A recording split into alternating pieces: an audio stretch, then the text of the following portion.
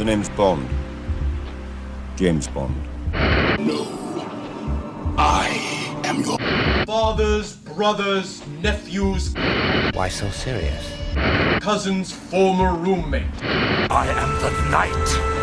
I am. Matt the Man here, and I'm with my co-host Zack and Pat. Hello. Hey Zack, how you doing today? Doing good, doing good. Good. Well, we're going to bring you a special podcast today. A topic came up this week on Monday, and I said, let's do another one on Wednesday. Why not? So, the topic we are going to dive into today is only going to be one topic today rather than multiple.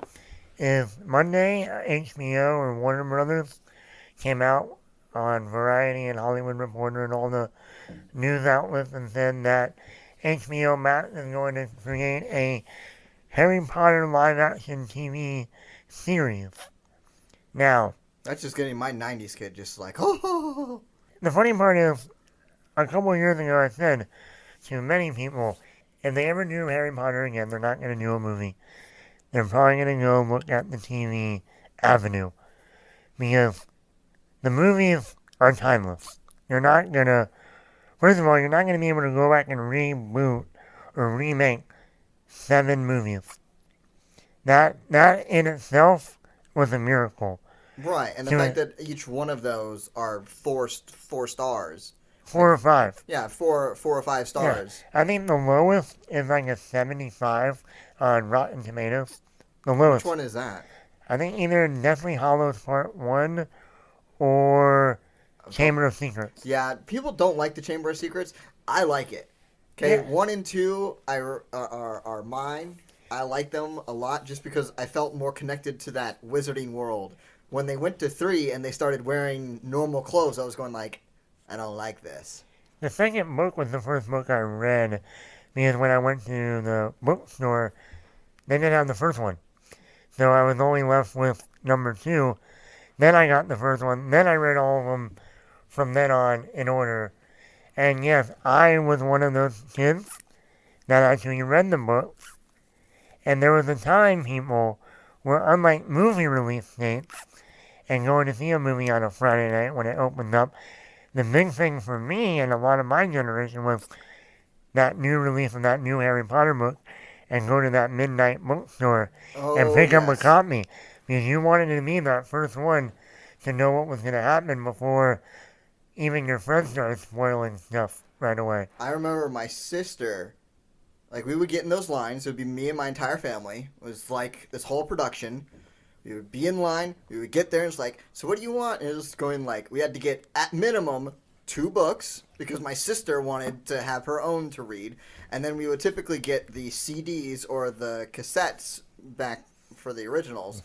And then the CDs when they came out, just that way we would have the audiobooks there as well. So I specifically remember that. The first midnight lunch that I was ever at, Harry Potter. I personally never went to the midnight lunch for any of them, but I still got the book that weekend it came out. Mm-hmm. So normally they came out on a Friday, and by Saturday I would have a copy of the book. Remember when one of them came out when I was down in Florida for the summer vacation? Another one came out when I was in New York. So they all have a certain... I remember the 4th one coming out in the summer too. I was at one of my friend's houses and he had a copy. And I'm like, I don't have my copy yet. Mm-hmm. I'm like, don't tell me. And that was a Goblet of Fire. So I grew up with the Harry Potter books, like many of my friends have. Mm-hmm. And then, of course, then when the movies came out, it was same thing. Oh, yeah. Opening night or opening weekend. It was, as they keep on saying, a phenomenon. It was. Because it was just like the book. You know, when the book came out, you ran to the bookstore and got the book. When the movie came out, and back then, people, you might not remember, but back in the day when a movie came out, you had to stand in line and wait and get tickets. And then you had to wait in line to get the perfect seat. So sometimes back in the day, you would sometimes spend almost 2 hours before the even movie started just to get the ticket and to wait in line for a seat. And think about where we are now. We can legitimately pick out the time, theater, and seat we want on an app. And then you can go in a minute before the movie starts and not have to worry about You anything. can walk in 20 minutes after it started and no one's going to bat an eye. Yeah. Trailers will still be playing, yeah. by the way. Yeah.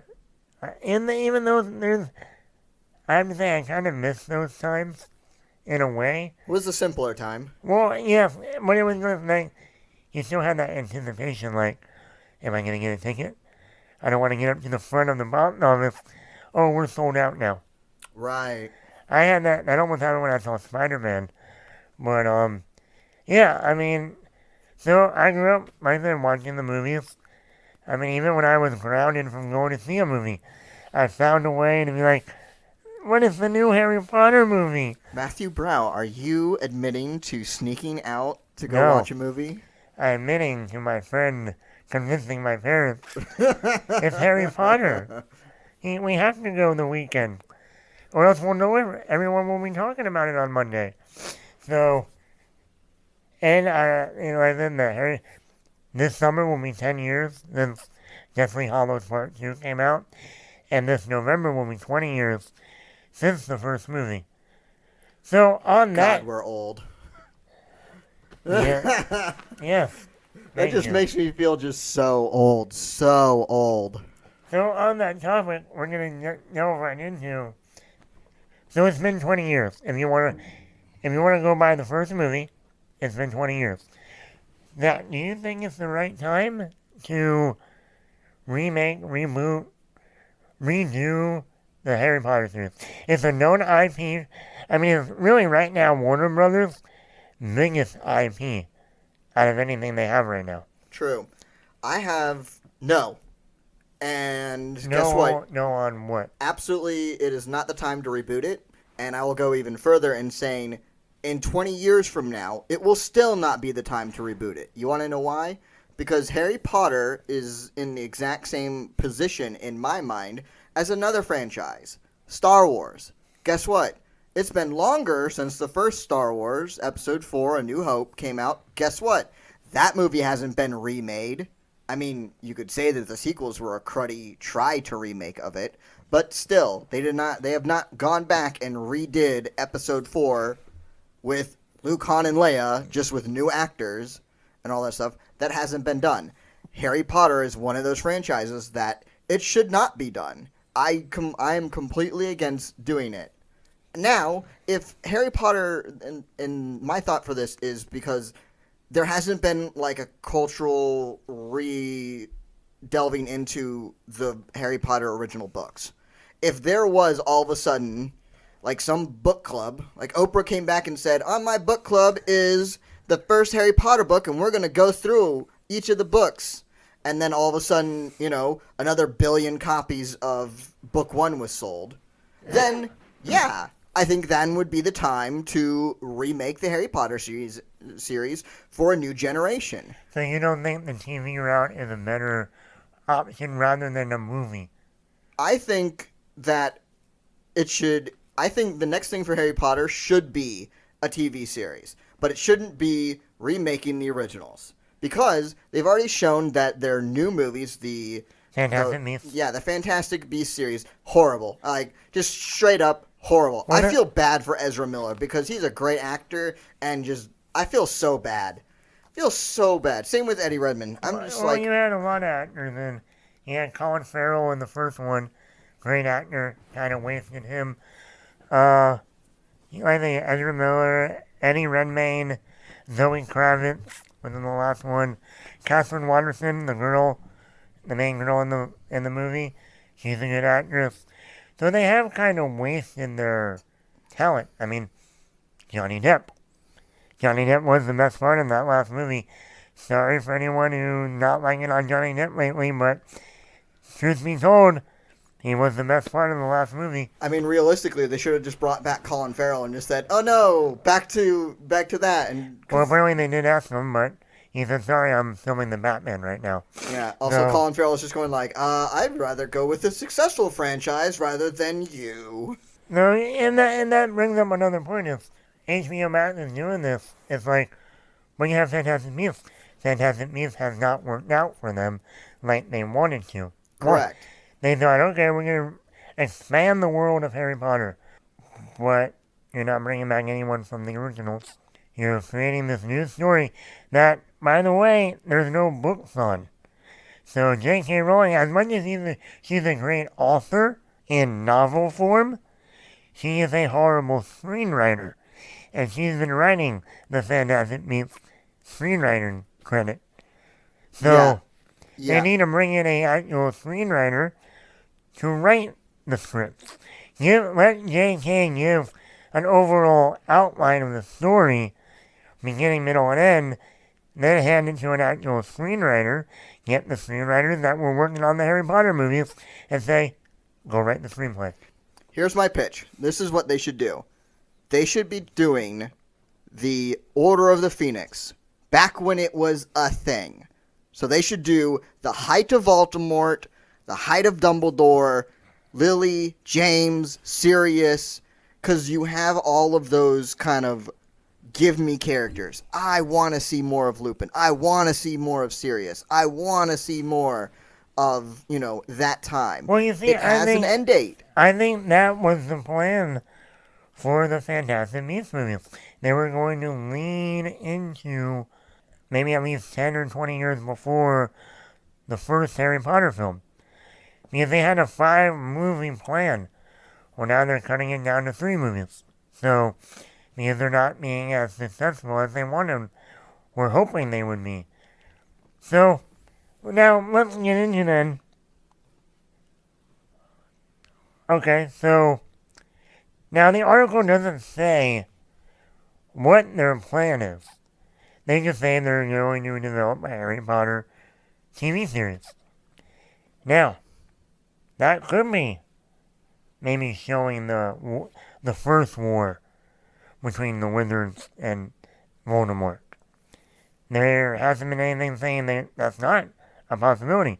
So you're saying you'd rather see that rather than remaking each book? Because, like I said, if you think about it as a logical for Warner Brothers or HBO Max, they're trying to get their streaming service up. That's why they got Zack Snyder's Justice League and King Kong coming out. They're trying to get up to Netflix and Disney Plus numbers. So getting a Harry Potter IP is like, okay. And if you think about it, you got 7 books. 7 books equals 7 seasons right there. And this is where you can convince me that doing the books, remaking the books in a TV series, like a 7-series long one, where you can get me. Because it would give me of what I always was angry about with the movies, is that there was that one chapter about Quidditch or something that they didn't do that pissed me off, because I really wanted to see in Prisoner of Azkaban, I wanted them to see, and I wanted to get that whole Quidditch vibe with the firebolt and all that stuff, and, all the Quidditch matches and all that fun stuff.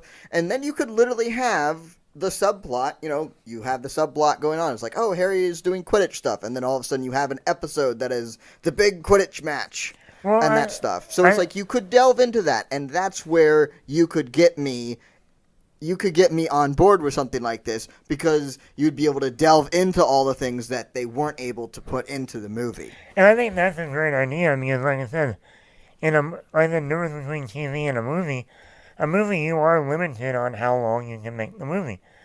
And even the Harry Potter movies, the shortest one was still over 2 hours and 15 minutes. And that's long for a kid. I remember seeing that first one in theaters, 2.5-hour movie, and thinking, this movie is the longest movie I have ever seen. And then a month later, The Lord of the Rings came out, and that was 3 hours. So there you go. But really, you're limited.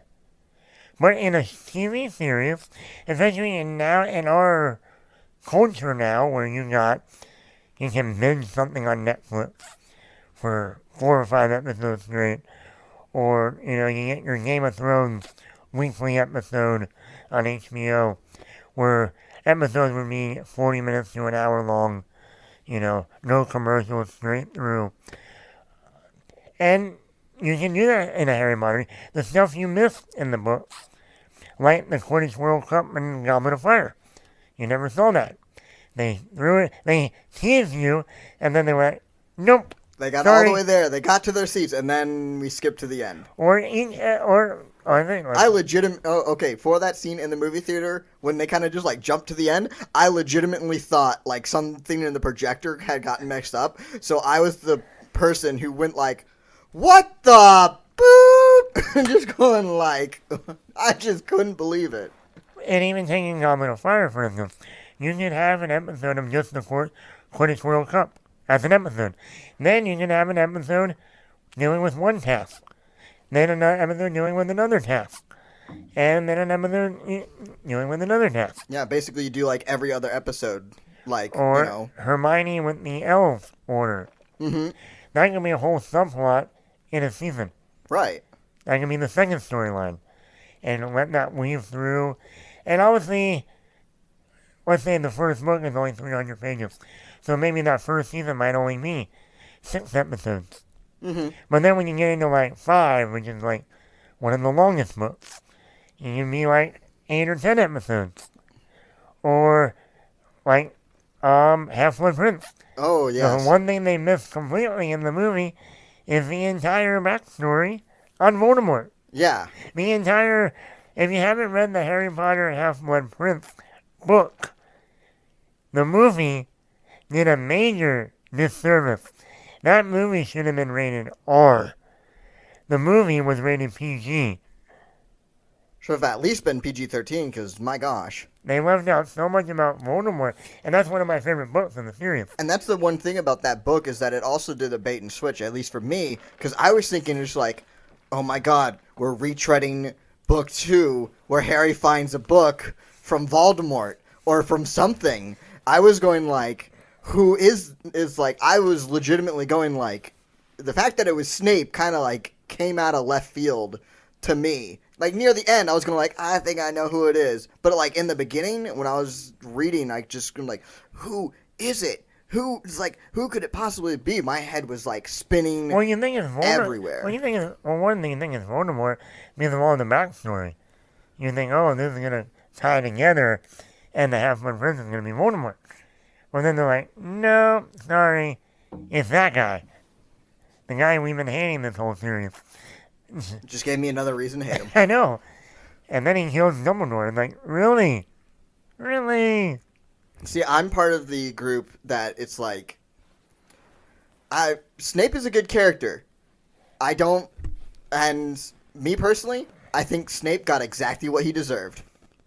I'm not the part of the group that goes like, oh, Snape deserves better. It's like, no, Snape deserves exactly what he got. Okay, moving on. I think, and once again, you gotta think about HBO right now.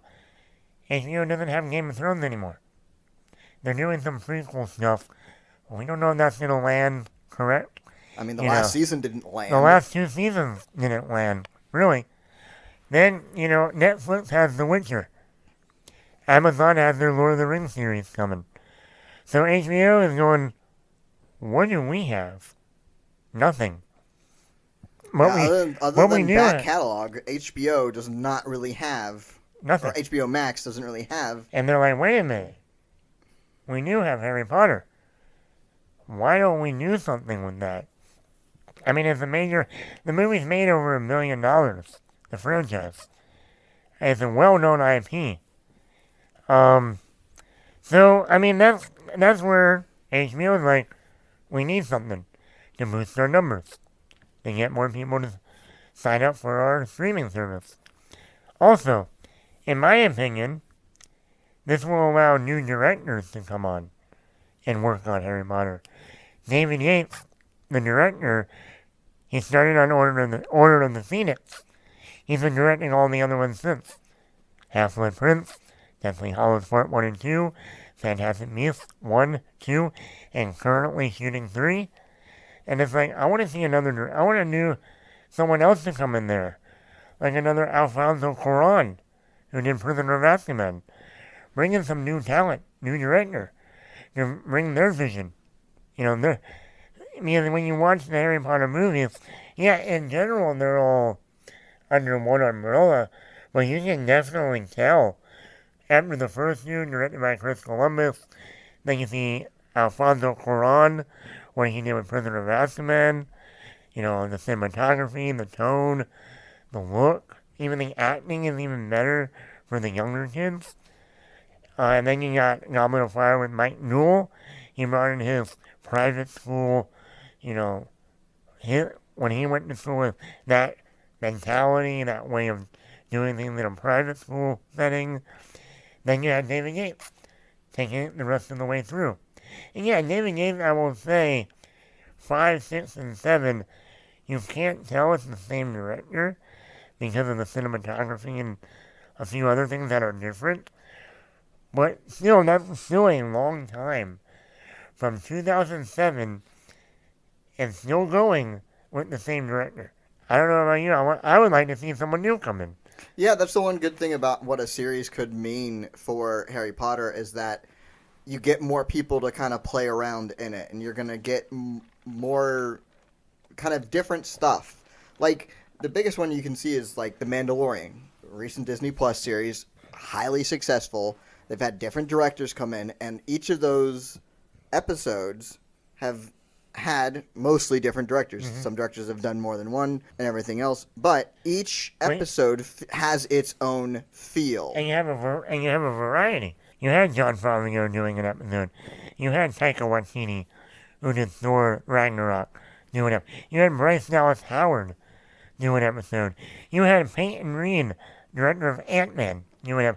You had Robert Rodriguez, the guy who did Machete and Spy Kids, doing an episode. And he gave us that awesome Boba Fett scene. Yes. So, you can definitely tell the different vision.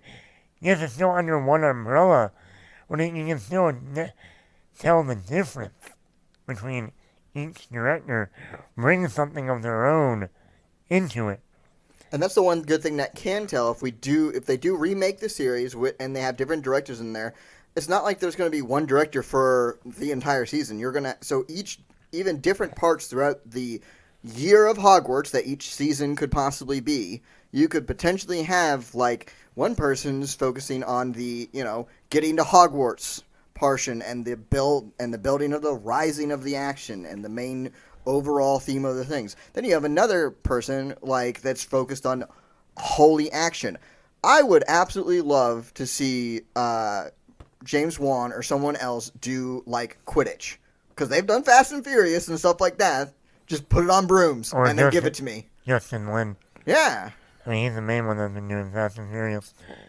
But not only that, but even if you went by your point, you don't even have to do that. You can have a director for each season. First season, Spielberg. Second season, James Wan. Third season, J.J. Abrams. Fourth season. Oh, James Wan would be amazing at Chamber of Secrets. Fourth the season. horror element to that? Fourth season, I don't know, Jon Favreau. Just, what I mean is, like, the first season of True Detective. One director, 8 episodes. You see the vision. And I would almost rather have it that way than having too many directors for one season. Because, take the book, write the screenplays, figure out how many episodes each book is going to be, and then say, okay, and then offer the director, do you want to do the whole season, 6 episodes, or do you want to do half the season, and we'll get someone else to do the other half? Right, and I think besides the director, the thing that makes The Mandalorian such a success that it is two main people. Dave Filoni, Jon Favreau. They are the heads of that, and they are the heads of this new expansion into Star Wars. It is their vision. They have the overarching power and ability to do what they need and want to do. So, I think that's almost just as important for HBO Max to get, and that might not necessarily be J.K. Rowling in either of those positions. I don't know who you would pick for those two positions, but I would say that you need to pick someone who is much better at least in the writing aspect, and have J.K. Rowling be the continuity, flow, whatever, the consultant aspect. I think that would be the hardest thing, is figuring out how much do we give J.K. Rowling, since it is her baby, but also how much do we not want her to do. Because right now, the Fantastic Beasts movies, she has taken almost full control, and we're seeing the results. You also have the same director that's been around since Order of the Phoenix, continuing. So it's like, you got two people that have been doing this for too long now. You need some new people, some new vision, fresh, someone fresh. Now, and like I said, maybe you bring back an Alfonso Cuarón and say, hey, I know you thought about at one point doing the fourth one. Do you want to come back now and do the fourth season, which would be Goblet of Fire? Or, hey, Spielberg, you were one of the main people at the beginning that was going to direct the first movie. Do you want to come back and direct the pilot episode? I would love to see a Spielberg Harry Potter. See what he can do in that. Yeah. I would love to see another Alfonso Cuarón film. He does a lot of dark work. I would love to see Denis Villeneuve, who did Blade Runner 2049 or Arrival or Sicario, come in and do. I think he could do Goblet of Fire. Yeah, the cast stuff, and everything. Or the Order of the Phoenix, one of the darker, more kind of thriller type of. Or Half-Blood Prince. Yeah. I mean, I would love that. That would be new talent and just, something fresh. Now, what were you going to say? Hold on. Okay. I want to move on to the next big thing. So we've talked about directors. We talked about the people, running the ship. Actors. That is going to be the biggest hang-up, period. Because as soon as you say, here's a new Harry, Ron, and Hermione, here's a new McGonagall, here's a new Dumbledore, here's a new Snape, you're going to have a lot of people just go like, no, not dealing with it, not having it. That's the other thing about the Harry Potter movies. They had lightning in a bottle, not just being able to do 7 movies in 10 years and have them be as successful as they were. You only had to change 2 cast members in the entire cast. And I'm not talking about the main cast. I'm talking about the entire, all the sub-characters. Cedric and all, not Cedric, but Neville and all them, Tom and all Harry's friends, all the other students. Go back and watch those movies. They are there from the beginning till the end. Except 2 actors. One got in trouble with the law. It was either the guy who played Crabbe or Goyle. He got arrested. And then you had Richard Harris, who played Dumbledore in the first 2, die of old age. And they had to recast him. Or else Richard Harris would have gone on to do all of them. Yep. So really, out of all circumstances, only one actor got in trouble in real life, and they didn't even recast him. They just brought in a new guy, made him a different character, and just moved on with life. Have him be Malfoy's friend. Yeah. Yeah, they didn't even recast that character. They just said, no, we're not. This is the new sidekick. Yeah. So that will be another. But here's the thing: with TV, it's a lot easier than a movie. TV, when you sign people for TV, they know they're signing for probably more than one season. Right. So that is the good thing about television. Now, but yes, going back to your point, Zack, casting the main characters, not even just the main 3, but the main professors, the main headmaster, the main Hagrid. Yeah, Hagrid. I mean, Voldemort. Yeah, real big problem right there. Just like in the first one, just like in the original, they took a risk. Those 3 kids was the biggest risk of almost any movie. None of them had any acting experience. Nobody knew them from Adam. They were unknowns. They had no idea, not only that, but when they got older, would they even be good actors when they grew up? Could you imagine getting someone gonna hit puberty and then just... Well, they did in the second one. That's when their voices were going throughout the movie. I'm like, what's wrong with them? Yeah.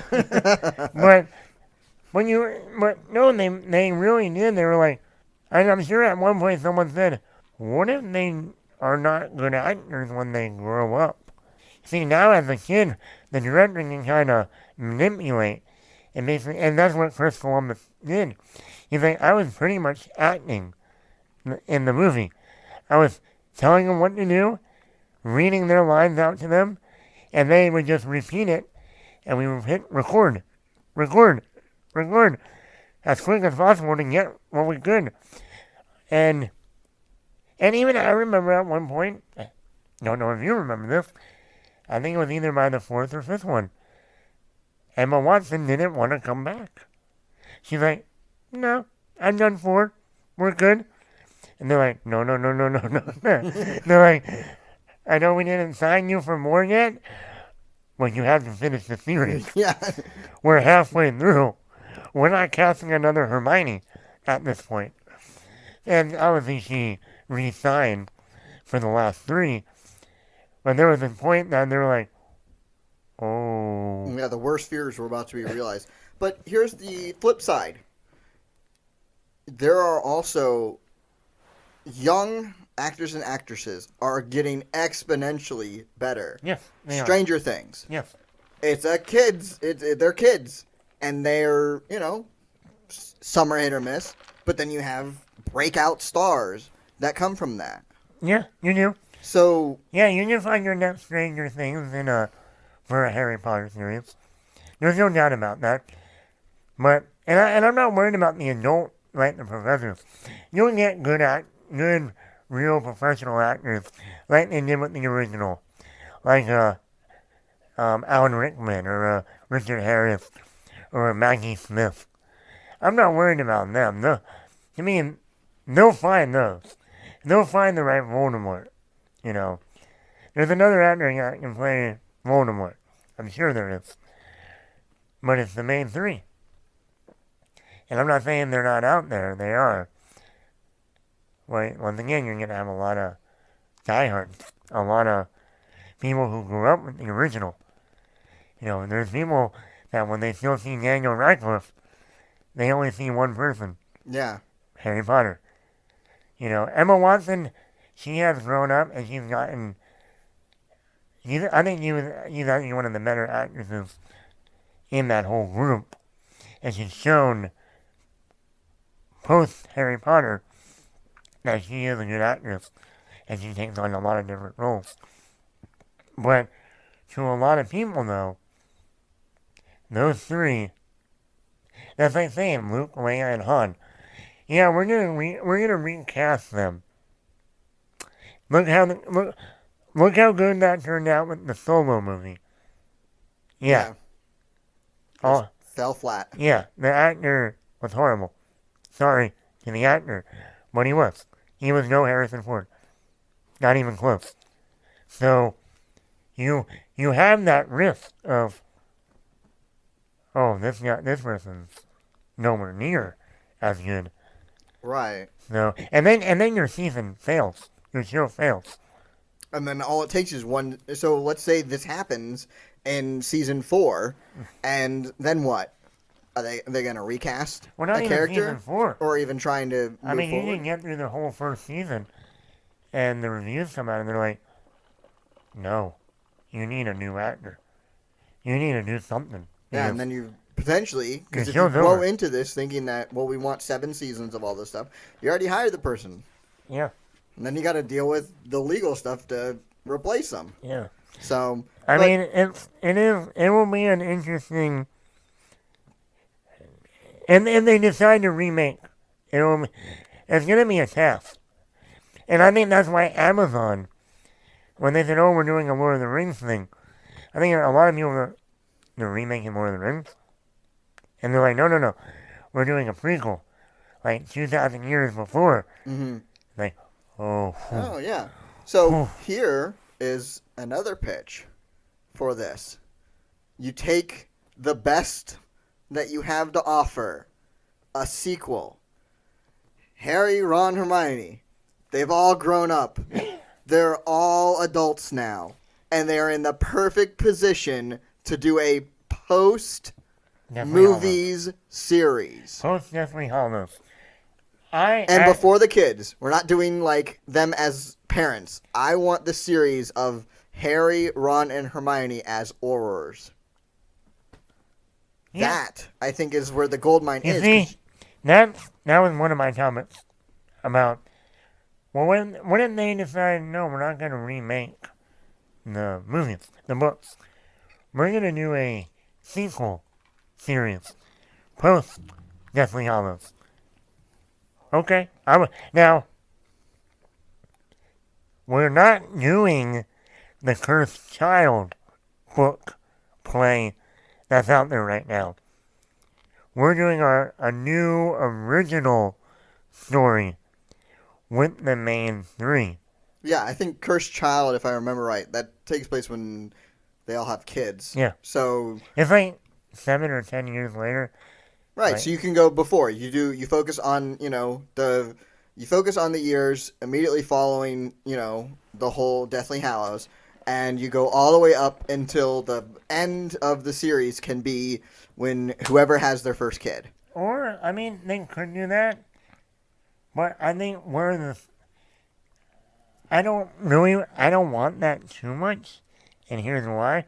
Unless you did like a flashback season that covers that in the season, because I would rather them take, almost like they did with Star Wars, and what they did with Scream 4 and they're going to do in Scream 5. Well, Scream 4 was supposed to be a new trilogy, where they brought back the legacy characters, Sydney, Gale, and Dewey, and then they brought in new characters to start fading out the old and bring in a new generation. I kind of think that's where I would rather them go. No. And I'll tell you why. And I'll tell you why. Well, yes, because Star Wars did it, and they didn't do it right. That's the difference.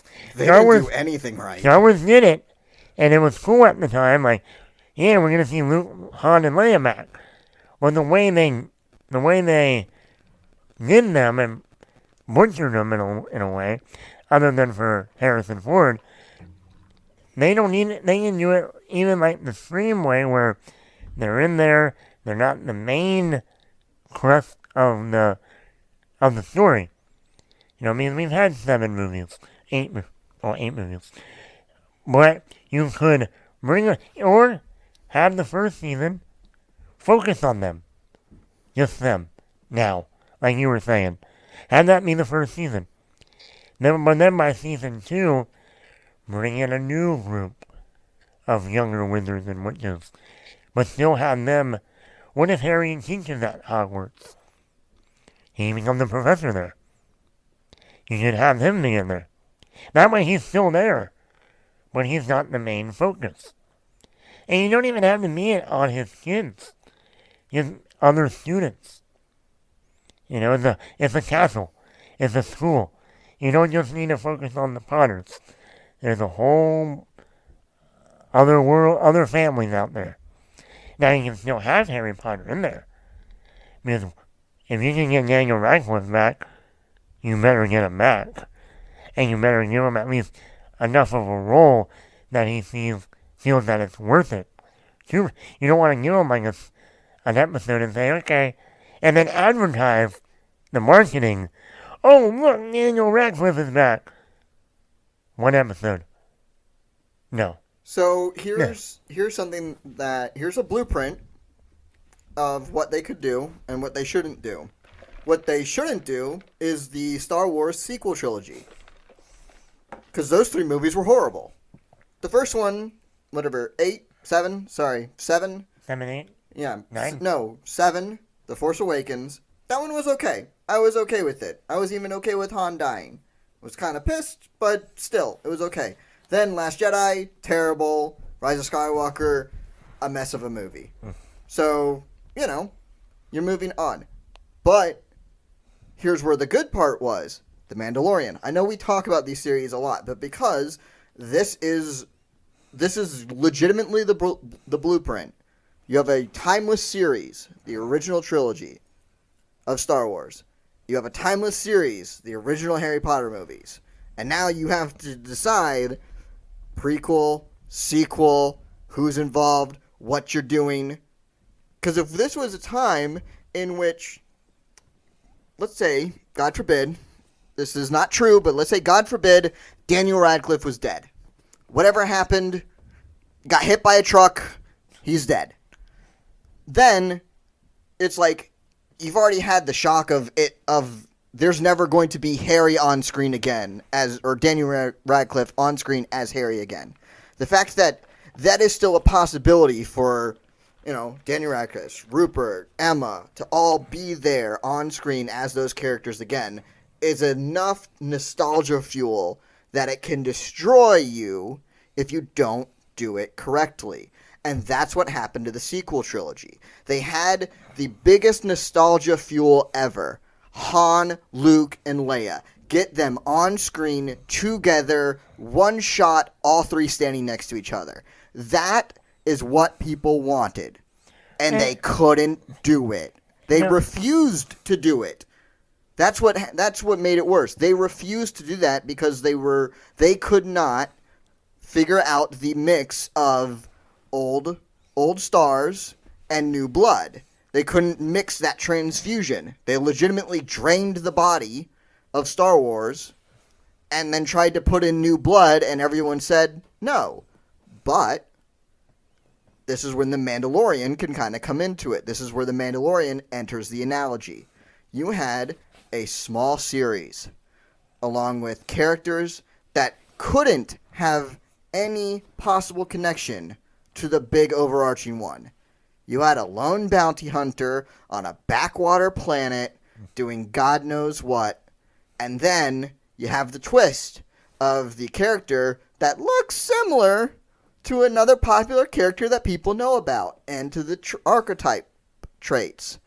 So, that's something that a sequel Harry Potter trilogy would have to do. They would have to be the Mandalorian of the sequel, of the follow-up, not the sequel trilogy of what happens. Yeah, I mean, or like I said, Scream 4 brought back the legacy characters, but they started a new group with all new characters, and guess what? People loved them. Guess what? The legacy characters still weren't in there. They were out. We used in and out. Guess what? It worked. Now they have Scream 5.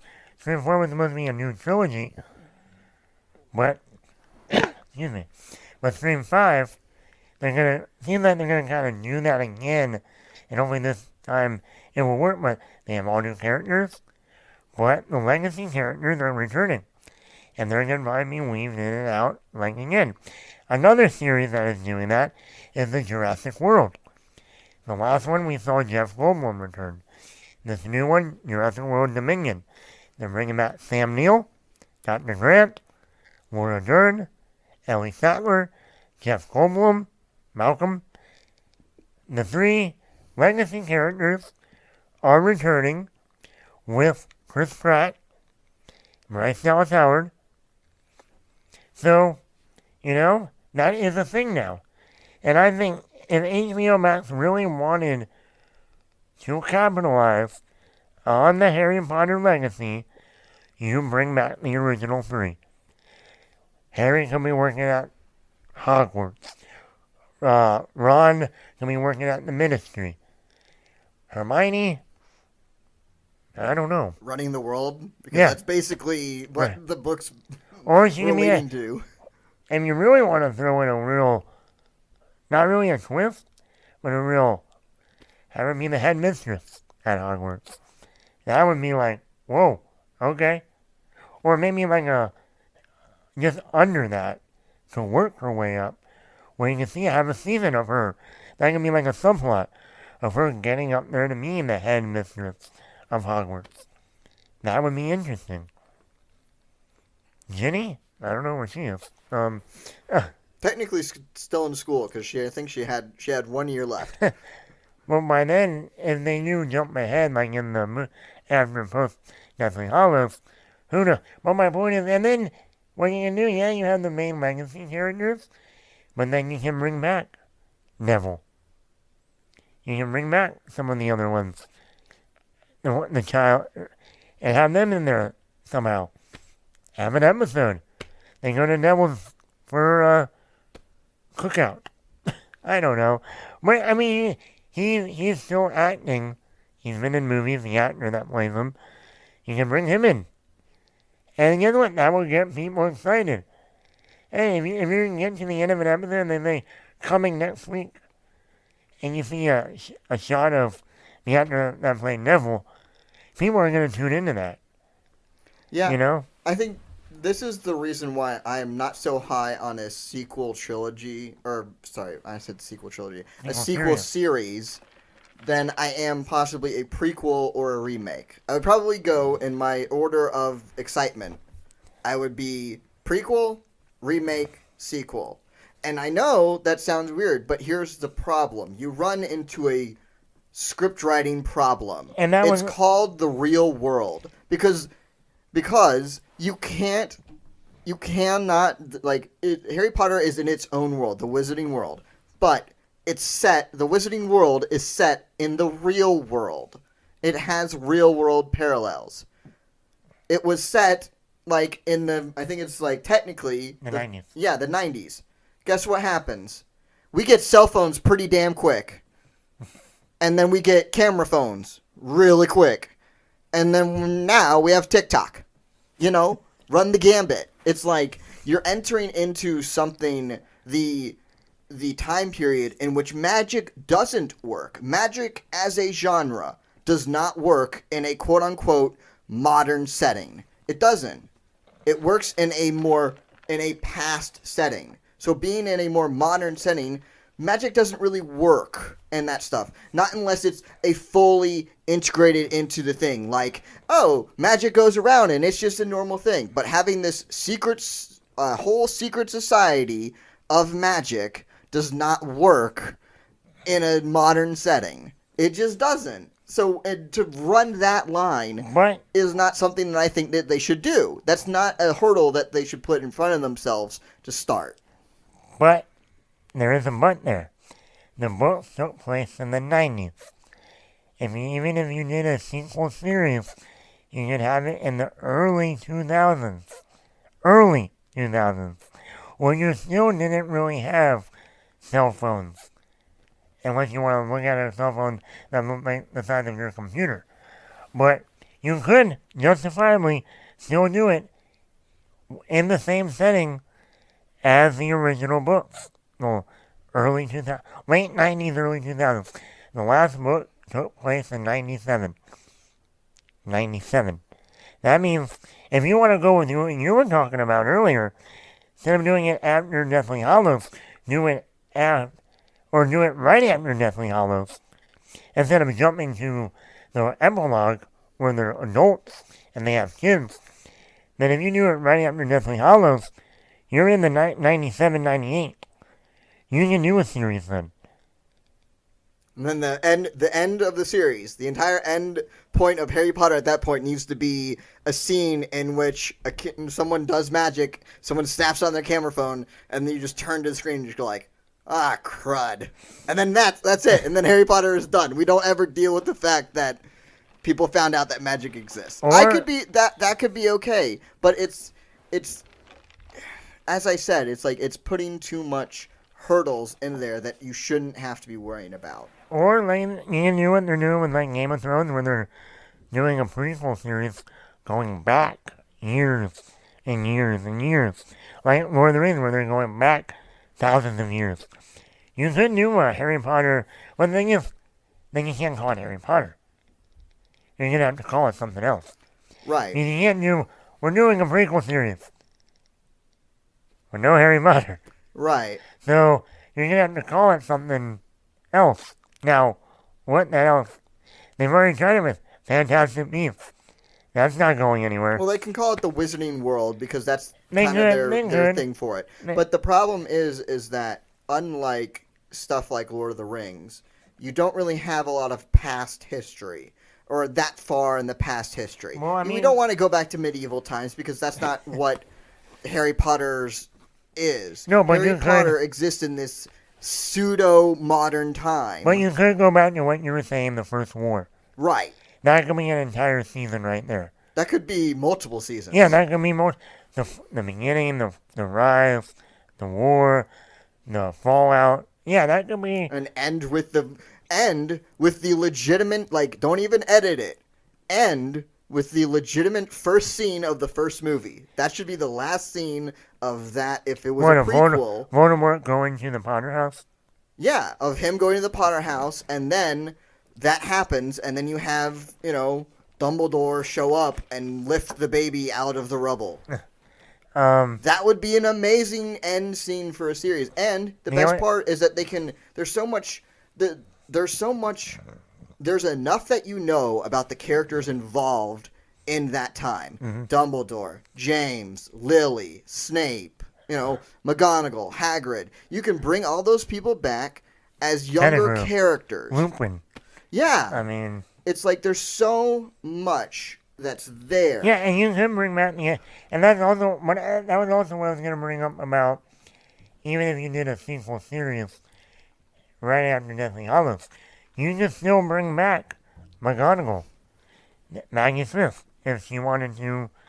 She's older now, but she's still alive, at least for now. You can bring back the guy Hagrid, the actor that played Hagrid. You can. Oh no, you can't bring back him. Never mind. He died in the movie too. I was gonna say Snape. I'm like, wait, he did die. And Alan Rickman died. So, but I mean, you can bring back, like I said, McGonagall, Hagrid, and a few other professors if you wanted to. Slughorn, the actor's still around. I mean, like I said, you can throw them in there in an episode or two just to get that nostalgia. But don't just make it a nostalgia factor. Have them be in there for a real reason. See, that's why I think the prequel is the best of all worlds. Because the one great thing about the Harry Potter series is compared to Star Wars, as compared to, everything else, but that it shares with Lord of the Rings. It's a book first. It's a book series. So that means there are characters. Okay, look at the Hobbit trilogy. Yeah. They brought back Legolas. He's not in those books, but he's the familiar face, and they had a reason. Elves, they live forever, blah, blah, blah. So, boom, they brought him back. Well, they brought back Elrond. Yeah. For no reason. Right, so you can do that stuff. So, but the one good thing is that's how they tried and failed. Yeah, well, they failed to really do that. They failed again. Yeah, they failed again. So, but think about this. And that was Warner Brothers. Yes, that was. So, but think about this: is that if you bring back the characters of James, it's like because they're gonna be younger, so you could legitimately do like the James, Sirius, Lupin, Lily, all of them, they just graduated and they just got their first jobs at the Ministry or something. And then, like, episode 1, everything's all fine and hunky-dory, and then, boom, the entire world falls on them, and the Wizarding War starts, and, like, all this bad stuff is really ramping up and going. So you have, like, the idealistic start, and then the giant crash to kind of move on to stuff. And then that would be a great impetus for the story. And then you can have each, I would probably only do like maybe 5 seasons of just going like boom, boom, boom, boom, boom. And you're kind of moving up in what you're doing. So you're developing these characters. You're not dealing with kid actors. So you're removing an obstacle of that. You're not having to deal with Harry, Ron, and Hermione. You're removing more obstacles, but you're having the nostalgia of seeing the characters that had enough, characterization in the books, but there's still so much left up to explore, to interpret, to write new assets of their character. And I think that was one of the cons I had was if they did a sequel series, you need a blueprint. You can't just go by, this is what we're going to do in the first season. And then you get to the end of the first season, like, now what? I don't know. What do you think? At least, once again, the movies had a blueprint. They had the book. Beginning and end. For each book, for each movie. It was all laid out there in front of them. Now they had to take that and obviously write a screenplay and get it as much as possible and make it work. But that's the problem you do. But even if you do a prequel series though, there's no blueprint. There's no outline.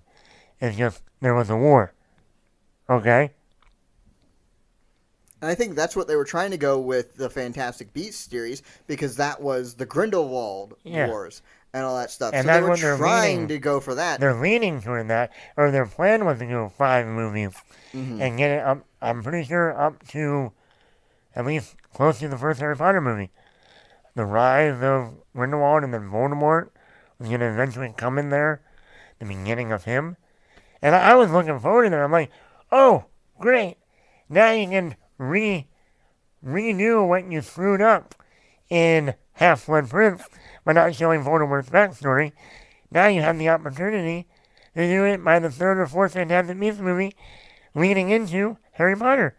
Yeah, and this conversation just further cements the idea that it should be the Wizarding War with Voldemort, because then you can legitimately, it's like while you're following the protagonists from this side, you also have the evil protagonist. You can follow Snape, you can follow Voldemort, you can follow Peter Pettigrew. You have all the duplicitous characters that have so many storylines in there that there is more than enough to take from the rise of the parents. And you cast them young. Mm-hmm. You can't, I mean, once again, you can't get the like 20s. You can't get the original actors for some of them. I mean, one of them is dead. Alan Rickman. And you don't want them to be that old. No. And you don't want to, despite as much as I love seeing Luke in the last Mandalorian episode, you don't want to de-age them. CGI ain't that good yet. No, I think the best, if you want, side note, if you wanted to cast the right Snape, I would say Adam Driver. Oh, yes. Adam Driver as Snape would just be an immediate yes. I mean, that would be perfect. A young Snape. He has the nose. And even the hair. Mm-hmm. And he's tall, and he would be the perfect Snape. I've said it from day one. To get that guy in there. And you can also bring in Sirius Black. He comes back too. During that whole beginning. Mm-hmm. They could go down that route. There could be an entire, season, mid-season plot point of Peter Pettigrew dying, quote-unquote, and then framing Sirius. That would be an amazing mid-season or season finale hook for a season. Because we all know it's coming. Half the time, the best cliffhangers are the ones that you see coming. But the built-up journey towards it is so good. I hate to be referencing Star Wars so much, but it's just going you could see where Star Wars was going. Luke was going to fight Vader, and he was going to beat Vader. And it was and he was going to win. But the build-up journey towards it was so good.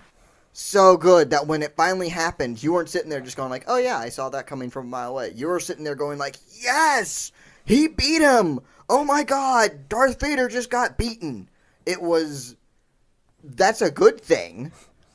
And that's what they legitimately have in front of them and could do. Yeah, I think it'll be interesting what they do around here. I think the main con, and they did a remake, would be, you've already created the world once. You've created this world. How much different are you going to redo it? Where it becomes, this isn't Hogwarts, or this doesn't feel like the Wizarding World, or even the iconic music from John Williams. That music is iconic, the theme of it. What are you going to do different? What are you going to create different that hasn't already been done, and that people have been watching and hearing for 10 years?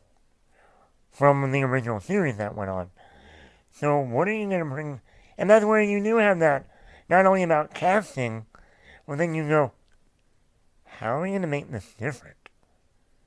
You know, it's like, yeah, we have remakes of, or reboots of Spider-Man and Batman, and but you can, they still find a way to make those different. But also with a lot of those were maybe only 1 or 2 movies, and then they rebooted them. You're not talking about 8 movies spanning 10 years in the same world, the same music, the same actors. What I would really want to be in that meeting, what are you bringing that we haven't done already? What have you, that's what, I want to be that executive at Warner Brothers and go, okay, you want to do a Harry Potter? You're HBO and I'm Warner Brothers. Okay, you're coming to me and you want to do a Harry Potter series. What? How? Who? The logistics is just about as big of a problem as almost anything else. The fact that the first, Harry Potter movies were made as well as they were, and were able to do everything that they did, was a miracle. And that's why it has so much of a legacy now. And you really are trying to recreate that lightning in a bottle. Mm-hmm. Thus, as I was saying, put yourself... No pun intended either. Yeah. Lightning. Yeah. Give them that scar. But it's like, so that's why you should take the best of all available roads. Because, let's say, they do a prequel series. It's all of this. You already have the blueprint. You have the main plot points of what happens to James, Lily, Dumbledore, and all this stuff. You already have that. You can put them on an Excel spreadsheet and say, Season 1, this. Season 2, this. Season 3, this. Season 4, this. And you can do that for all of those characters because mainly it's there. The interpersonal stuff and all that stuff, that's what you get to build on. And then, and this is what could happen, and this is how I would like it to happen if it's done this way. Once you do the prequel trilogy, you then come out and you put out a trailer and you use that iconic thing and say, and now that we've proven that we can do our jobs right, we're remaking the movies. That's, or not remaking the movies, but redoing those stories as another series. Because then there's a reason why certain things can chug along as fast as they can. There's a reason why the news business can chug along the way that it does.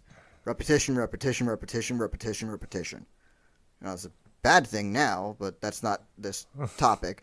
But once you get a crew that can do and is inside of this so much and so well, then taking on a larger challenge isn't as hard. And let me wrap up by saying, and this goes back to your point, and this also brings up why remaking this series is a bad idea. And here's why. If you ever watched the Hannibal TV series with Mads Mikkelsen. Mads Mikkelsen played Hannibal. The first 2 seasons were original ideas, original storylines. Great. Perfect. So the best TV I've seen in a long time. The 3rd season, they took the book The Red Dragon and Hannibal Rising, which was like the beginning of Hannibal. They took those books and made it into 1 season.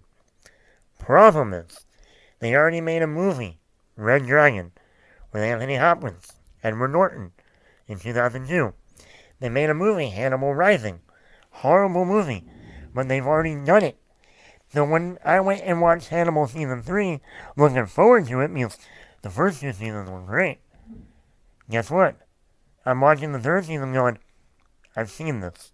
I know what's going to happen. I know all this. Why does this feel redundant? Why does this feel boring? The show was great.